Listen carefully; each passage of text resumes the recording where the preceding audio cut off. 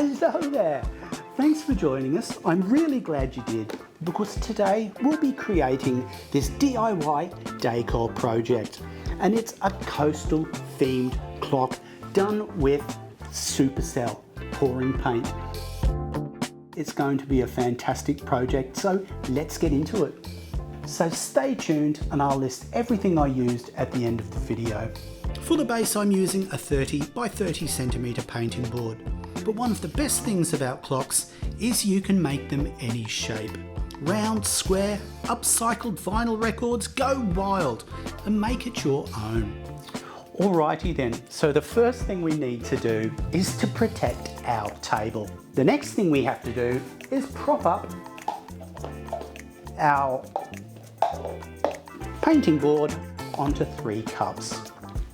We are creating a beach scene, so we'll need a colour for the sand, we'll need some colours for the water, and obviously the white of the froth from the waves. Now, the beach can be yellow, or it can be gold, or it can be yellow ochre. The water, obviously blue colours, but you can put some greens in there as well, and then a white for the froth. So we're going to mix up a white, a water, and a beach. Now for the beach, I'm going to create a bit of a realistic look to our beach. So I'm going to use yellow ochre and a little bit of white.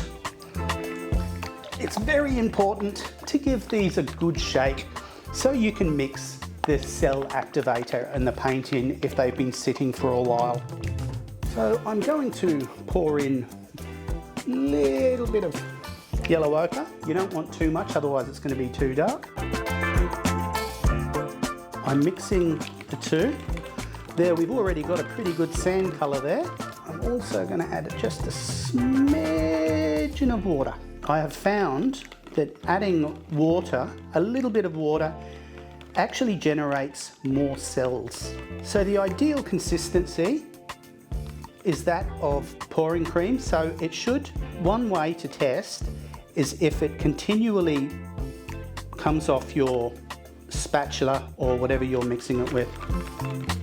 Okay, now I'm going to do blue for the water, and obviously the water is going to take up more space, so we need more paint. Although there's not a lot of rules in pouring, one thing to bear in mind is that stronger, darker colours can overpower other colours. So in this scenario, you would probably use more of these two colours than this darker tone. Give them a shake, and we're going to layer them up. Stay inspired and don't miss a video from us. Subscribe and leave a comment below with what you'd like us to create next. We'd love to hear from you.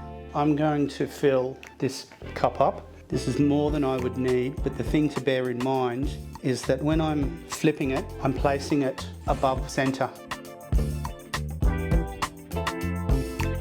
So as well as protecting your surface, it's a good idea to protect your hands as well, because pouring can be a bit messy, and I'll probably be doing a few pours today. Have you created one of our projects? Make sure you send us a photo.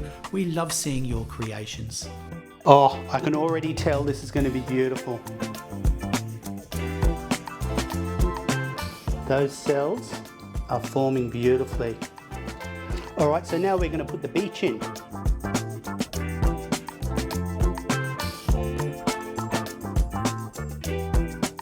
Okay, so now we're laying in the froth. Don't lay too much of this in. I'm just going to pour it directly from the bottle. Now I'm grabbing my trusty straw.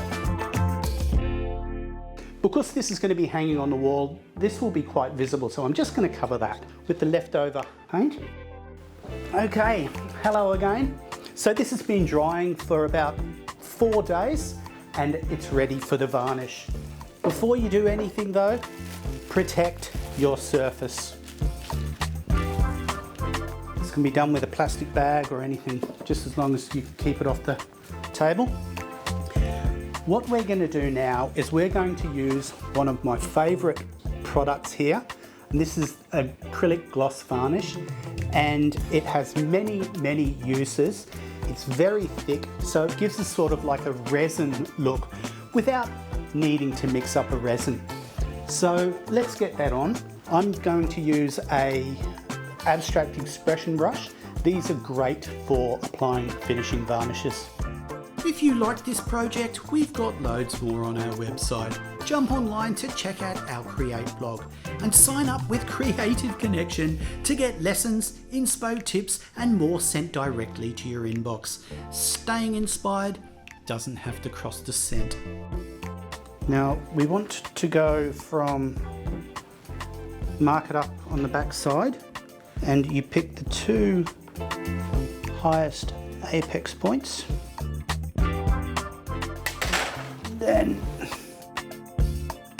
And this should be pretty close to the middle, just to protect our table. So this is a size 8 drill bit.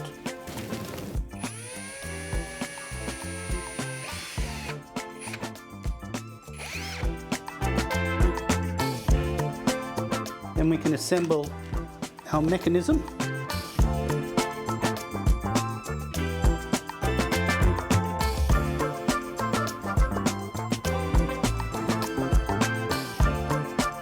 I know that I always say this, but I've had a lot of fun creating this project and I hope you want to give it a go. Stay tuned because we've got lots of really great content coming up, and above all else, remember to keep on creating.